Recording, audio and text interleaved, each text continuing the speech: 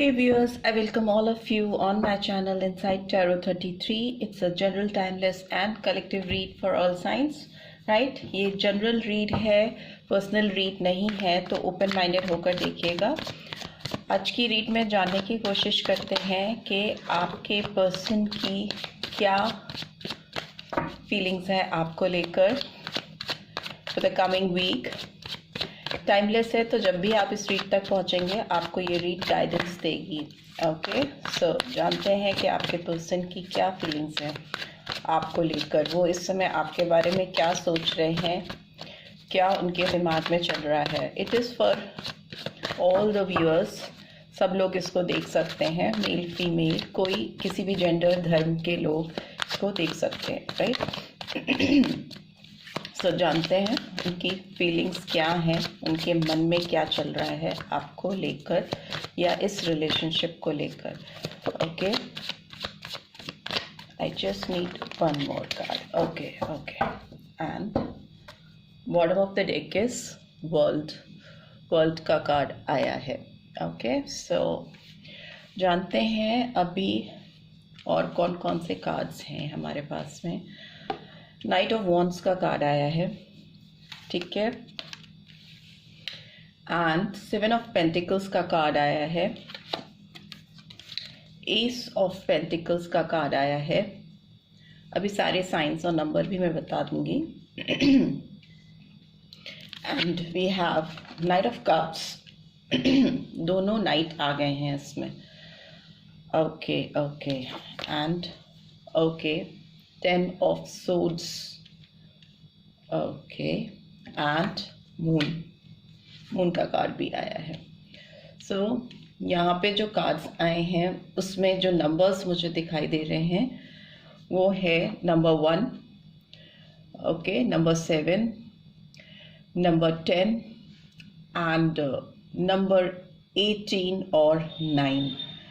ठीक है, ये नंबर्स आपके लिए सिग्निफिकेंट हो सकते हैं, और यहाँ पर 21 और 3। ठीक है, साइंस मुझे जो दिखाई दे रहे हैं, वर्ल्ड का कार्ड आया है, तो ऑलमोस्ट सारे साइंस आ जाते हैं। बट लियो साइन बहुत प्रोमिनेंटली आ रहा है इसमें। लियो है, एक्वेरियस है एंड स्कॉर्पियो है।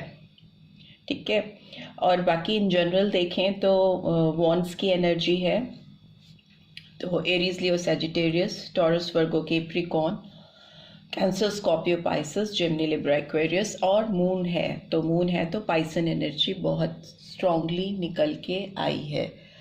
Okay, I hope you can see all the cards. So इस पर्सन की बात करें तो ये पर्सन आपकी तरफ रश करके आना चाहते हैं, जल्दी में बढ़ना चाहते हैं आपकी तरफ, कुछ तो डिसीजन आपको लेना चाहते हैं। बहुत इस पर्सन के अंदर आपको लेकर बहुत अट्रैक्शन हो रहा है, बहुत खिंचाव फील कर रहे हैं ये पर्सन। बट जहाँ तक मूवमेंट की बात है, ये पर्सन बहुत स्टक फील कर रहे हैं, एक वेटिंग जोन में दिखाई दे रहे हैं या दे रही हैं, एक नई शुरुआत करना चाह रहे हैं या चाह रही हैं, और आपकी तरफ अपने इमोशंस को पहुंचाना चाहते हैं। नाइट ऑफ कप्स, आपकी तरफ बढ़ना, फीलिंग्स और इमोशंस को आपकी तरफ लाके एक्सप्रेस करना। बट ये पर्सन बहुत हर्ट है, इस वक्त बहुत हर्टफुल सिचुएशन इनकी लाइफ की चल रही है, जिसकी वजह से ये बहुत कंफ्यूज्ड है। Night of wands and night of cups दोनों आ रहे हैं इस रीड में एक साथ, तो इसका मतलब कि बहुत ज़्यादा पैशन भी होना किसी को लेकर, और इमोशनल फीलिंग्स भी बहुत हाई होना, नई शुरुआत करने की कोशिश करना, अंदर ही अंदर चाहना कि किसी तरह से इस रिलेशनशिप की एक नई शुरुआत, न्यू बिगनिंग हो, बिकॉज हर्टफुल सिचुएशन है, तकलीफ में है ये पर्सन। और मून क्लियरली दिखाता है कि स्टेट ऑफ माइंड भी क्लियर नहीं है, क्लैरिटी नहीं है इस पर्सन के दिमाग में कि कैसे इस ओल्ड साइकिल को ख़त्म करके एक फ्रेश बिगनिंग की जाए। ठीक है, हो सकता है ये पर्सन आपसे डिस्टेंस में हो, दूरी पे रहते हो या रहती हो, आपके पास आना चाहते हो, सारे बैरियर्स को ख़त्म कर एक साइकिल पूरा कंप्लीट करके एक फ्रेश बिगनिंग करना चाहते हैं। बट वेटिंग जोन में है, अभी मूवमेंट नहीं दिखाई दे रहा है इस पर्सन की ओर से, बिकॉज कुछ तो ऐसी फीलिंग्स हैं इनके अंदर, पास्ट में कुछ ऐसा हुआ है जिसकी वजह से ये पर्सन खुद बहुत हर्ट है, बिकॉज यहाँ पर हम उनकी एनर्जी कैच कर रहे हैं, और हर्टफुल सिचुएशन, पेनफुल सिचुएशन में होना।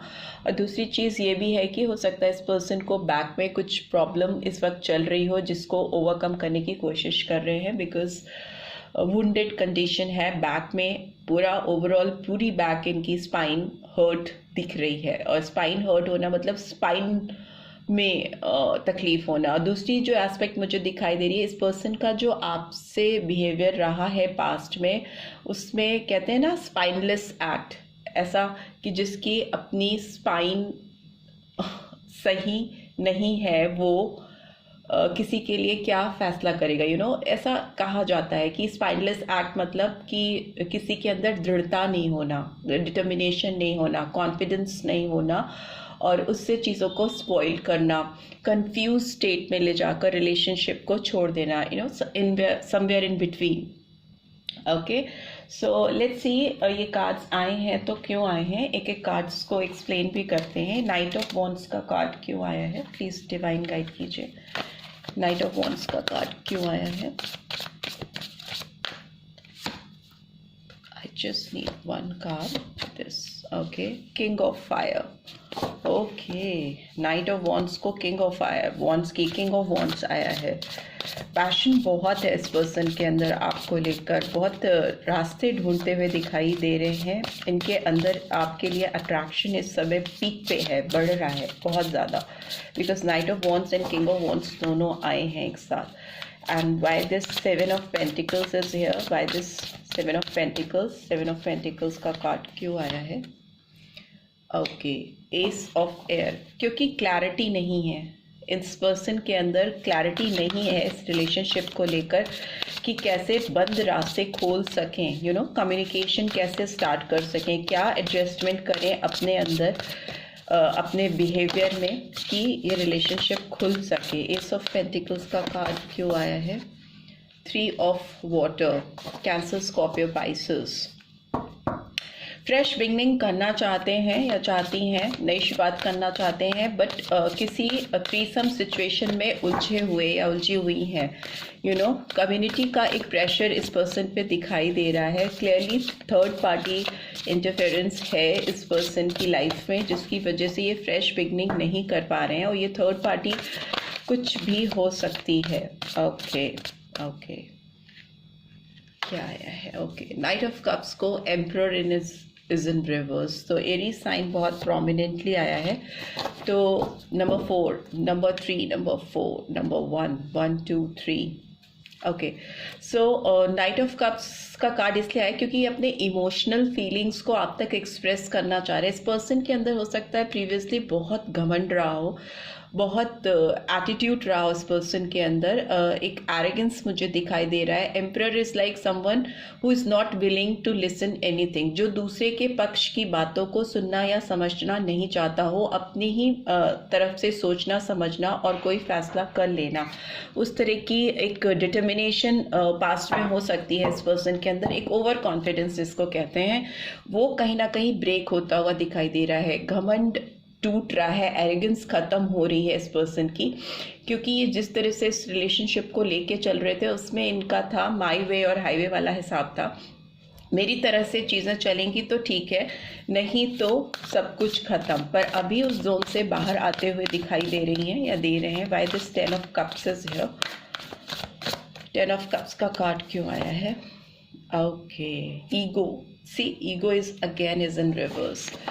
सो यस, इस पर्सन के जो भ्रम थे, जो इन्होंने अपने दिमाग में बहुत सारी चीज़ें पाल रखी थी आपको लेकर, इस रिश्तों को लेकर, जिस भी थर्ड पार्टी इन्फ्लुएंस में थे, जो भी इनको भड़का रहे थे लोग या भड़का रही थी या रहे थे, you can not be sure in tarot कि मेल और फीमेल किसकी एनर्जी है, बट यहाँ पे थर्ड पार्टी की एनर्जी दिखाई दे रही है। इसमें क्लियर है कि इस पर्सन का भ्रम जो था वो अब टूट चुका है, तभी ये बहुत तकलीफ में है। इनको डीप रियलाइजेशन होता हुआ दिखाई दे रहा है। अगर ये किसी पे डिपेंडेंट थे, आपके अलावा ये किसी और पे डिपेंडेंट थे अपनी चीज़ों को स्टेबलाइज करने के लिए, इनको लग रहा था इनकी ग्रोथ है, इनकी प्रैक्टिकल ग्रोथ है, इनकी इमोशनल फिजिकल फुलफिलमेंट है, तो वो भ्रम इनकी दिमाग से, इनकी ज़िंदगी से जाता हुआ दिखाई दे रहा है। मून का कार्ड क्यों आया है? मून का कार्ड क्यों आया है? मून का कार्ड क्यों आया है? Please divine interpretation. Okay, 7 of air is in reverse.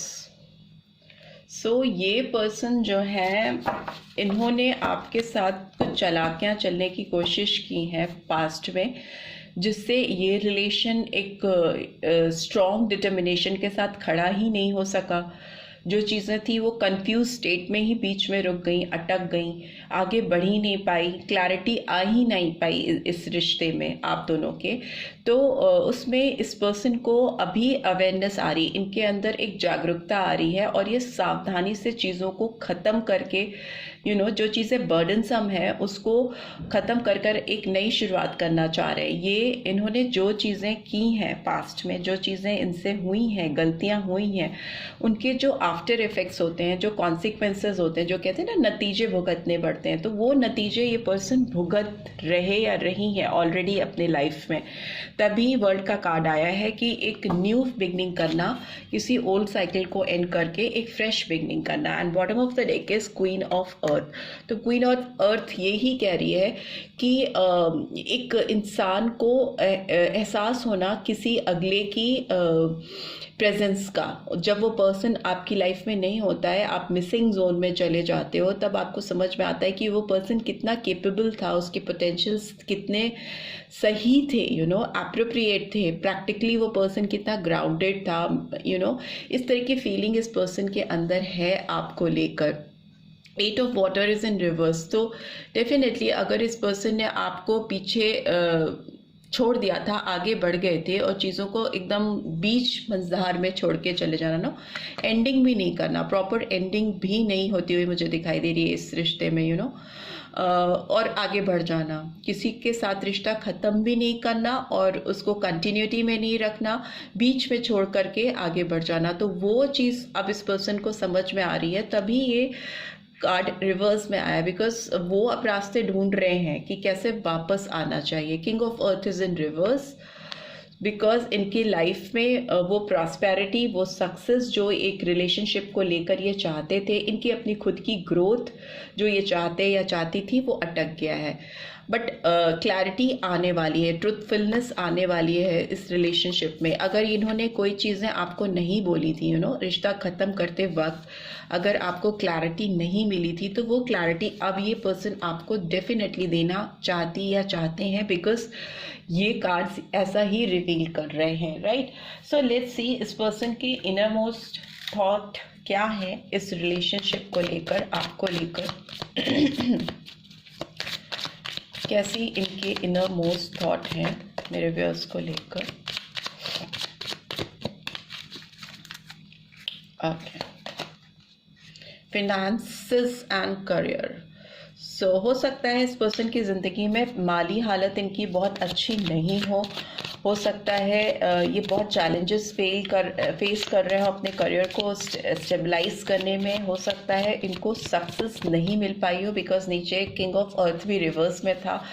इन्होंने जो चीज़ें जिन लोगों के साथ एक्सपेक्ट की थी जैसी टर्न अप होंगी, वो नहीं हो पा रही हैं, चाहे इनके माली हालत की बात करें, चाहे इनके करियर से रिलेटेड कोई भी एस्पेक्ट्स को लेकर अभी सक्सेस जोन पे नहीं दिखाई दे रहे हैं, डिससैटिस्फाइड दिखाई दे रहे हैं। इसकी वजह से भी इनको मूवमेंट आपकी तरफ करने में थोड़ी सी हेजिटेशन दिखाई दे रही है। What else?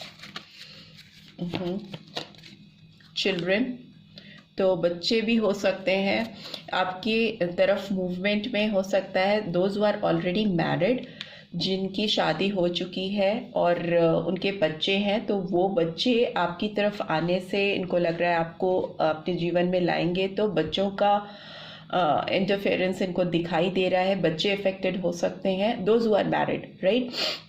दूसरी चीज़ हो सकता है आपकी भी कहीं शादी ऑलरेडी हुई है, आपके बच्चे हैं, या इनकी भी कहीं शादी हो चुकी है, इनके भी बच्चे हैं, तो बच्चों की वजह से स्टेप फॉरवर्ड करने में दोनों को दिक्कत है। इस पर्सन को तो डेफिनेटली बहुत प्रॉब्लम है, इनको लग रहा है कि चीज़ें बहुत फैल जाएंगी, ख़राब हो जाएंगी, बच्चों का फ्यूचर, बच्चों की अपब्रिंगिंग, बहुत सारी चीज़ें इस पर्सन के दिमाग में हो सकती हैं बच्चों से रिलेटेड, जो कि एक बैरियर क्रिएट कर रही है।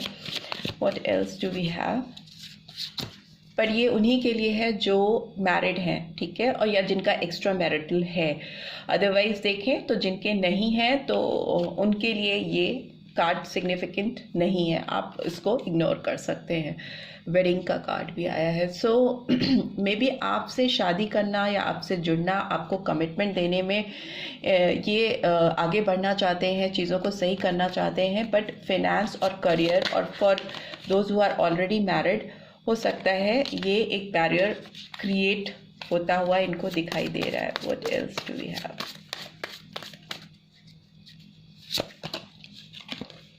This could be the one.